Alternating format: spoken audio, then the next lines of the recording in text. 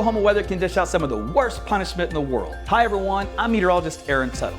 But now you can fight back by installing Class 4 impact-resistant shingles from Ferguson Roof Systems. These shingles can withstand large hail, heavy rain, and hurricane-force winds, all while keeping your home safe and dry. And the best part, this upgrade is completely free for many homeowners. So call today to start reaping the benefits these Class 4 shingles bring, including a discount on home insurance. Only at FergusonRoofSystems.com.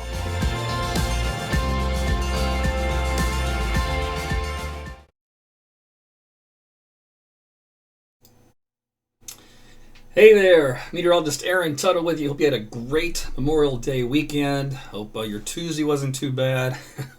The weather at least cooperated quite nicely, so that was a good deal. We are expecting an interesting forecast for the remainder of May, which is completely opposite what we normally see around here. I think you just might like it. So thanks for joining me. Always make sure you tell your friends and family about AT's weather. Tell them you can watch an alternate source of your weather here in the state of Oklahoma. I am based out of Oklahoma City, but I've worked both in Tulsa and the Oklahoma City markets. I've got a free weather app, AT's Weather to Go. If you don't have it yet, it's Apple, Google Play.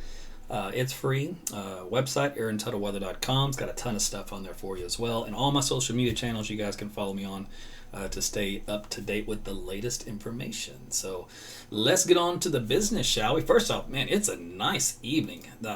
I'm loving this weather. This is just a look outside here on my roof cam for AT's weather cam. And not hardly a cloud in the sky if you look way out there in the distance. So should be a nice sunset, and I'm really looking forward to our weather overall in the coming days, because we're going to be seeing some pretty good stuff around here. All right, so first off, we're going to start with this sky. Okay, that's not what I wanted. Where am I wanting? Oh, I wanted this one. Press the wrong button. Okay, here we go. Storm Prediction Center. Again, they look at the threat of severe weather in the long term and short term. For the short term, they've got a little spot down here for southern Texas for Wednesday. But if you notice Oklahoma, the green is just for a general thunderstorm guidance. In other words, no widespread severe weather is expected. You might get a freak rogue thing that kind of barely reaches severe limits, but even that's not expected here for Wednesday or even into Thursday.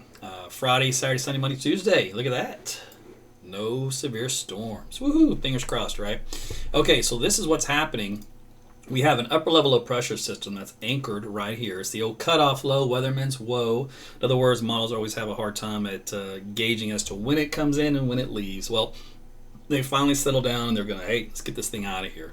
But what happens, though, with these upper level lows, you get these energy. This is all the colors on the map here, the orange and red, that circulates around in a counterclockwise flow as the airflow around this region of lower heights. Well, that also helps to trigger showers and storms in that vicinity.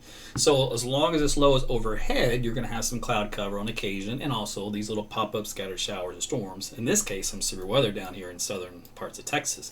But this little low will start to meander off to the east. Now, when that happens, notice up here, see this big push up here of energy? That's the main jet stream pattern. So this low, cutoff low, indicates it's separate from the main jet stream.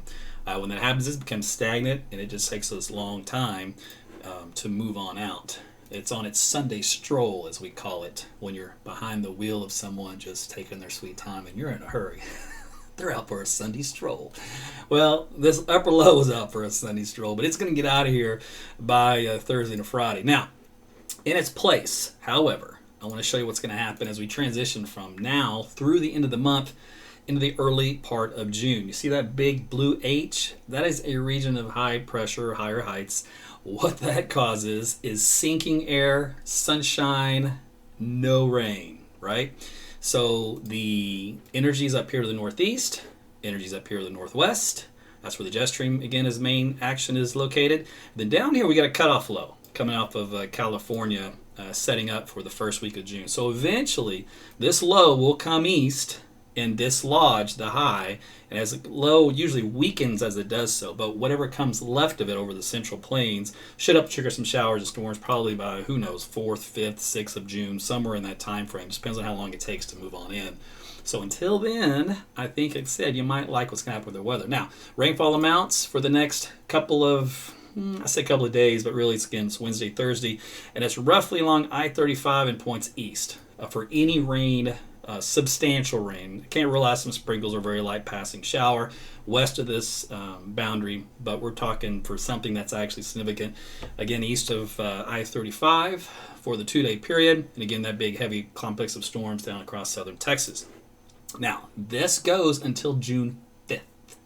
It's a long ways away. In case you're looking at the calendar, it's 9 days from now.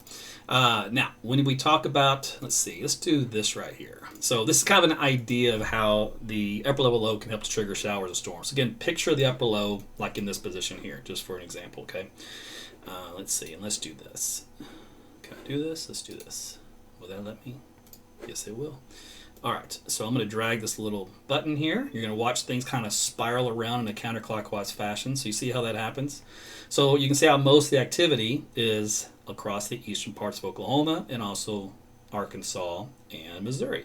Now, this can happen any time of the day. They typically love, though, the mid to late afternoon, and then things quiet down in the evening.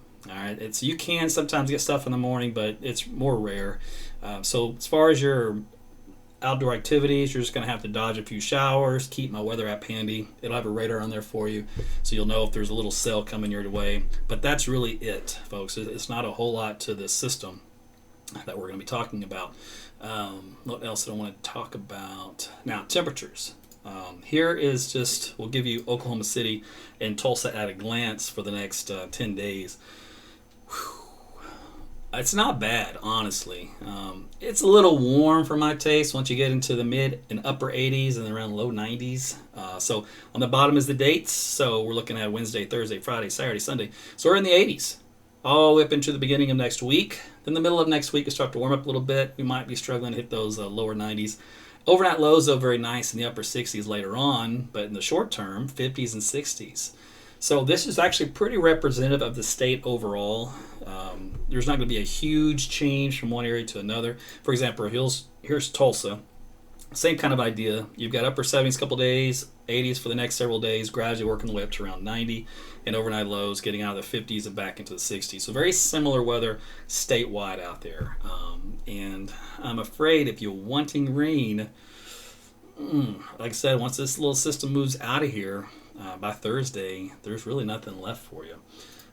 So I hope you want an extended period of dry weather.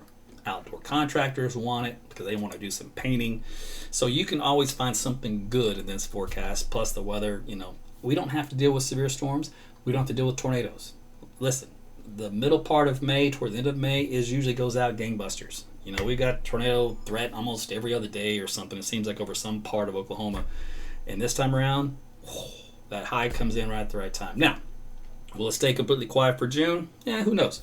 The ridge won't stay there. It's too early in the season typically for that to stay dominant. The jet stream flow is still a little too active. So to get dislodged, move around, we'll have something come in from the west. So there's still going to be, out, my guess is, a few severe weather days for June stacking up. We typically run the severe weather season from middle of March to the middle of June, and then start to shut down pretty quick. Sometimes it's just like that, and that's it. We're just into a dry pattern. There was one thing we have to worry about, though, and that is the drought conditions. So I don't like seeing this long of a stretch, 10 days of really no significant rain, especially across the western half of the state. So the drought was still just starting to kind of get going out there. We did have some rain recently to kind of help put that on a temporary hold, a little timeout. But unfortunately, that's not going to last much longer. With temperatures getting warmer each day, we'll eventually get in that situation. I think I kind of hit all the highlights for you. I don't really have anything else that's riveting. We do have, actually, I take that back. I stand corrected. Aaron, correct yourself. And talk to yourself in the third person, because that's what sane people do. And then chastise yourself on live TV, because that's really sane. All right, so now that goofiness is over. The Gulf of Mexico's got a little action down there. One of the models is getting a little carried away, trying to bring it north into Texas. I'm not going to buy into that yet, because the American model loves to kind of spring up hurricanes and tropical storms all over the place and send them out. It's a hurricane maker. So, but what I will do, there's a disturbance down there, and I'll just kind of keep an eye on that. So that may end up being something to focus on over the coming days for the Gulf Coast states. Could be an option on the table. Could come on into Texas and then curve north in Oklahoma. But again, the weather pattern, that ridge, is going to have to do something different than what's coming up. So timing is all critical on how that goes. But anything can happen in the world of weather. When you get a hurricane or a tropical storm involved, it can kind of help change the pattern what it otherwise would have been. So we'll kind of keep an eye on that. But I think that's about the only fly in the ointment. So listen, you guys, thanks for watching. Hope you have a great rest of your Tuesday evening. It's a short work week for many of you. So for those that get to go back into the office, hope things are working out. For those that are still at home teleworking and you're just driving you crazy, hang in there. It's not going to last forever. I'm with you. I'm one of those. So I'd like to get back into the office on a full-time basis, but baby steps for everybody. So just try to keep your wits about you. And that's about it. You guys have a great night. Thanks again for watching, and we'll talk again soon. Take care.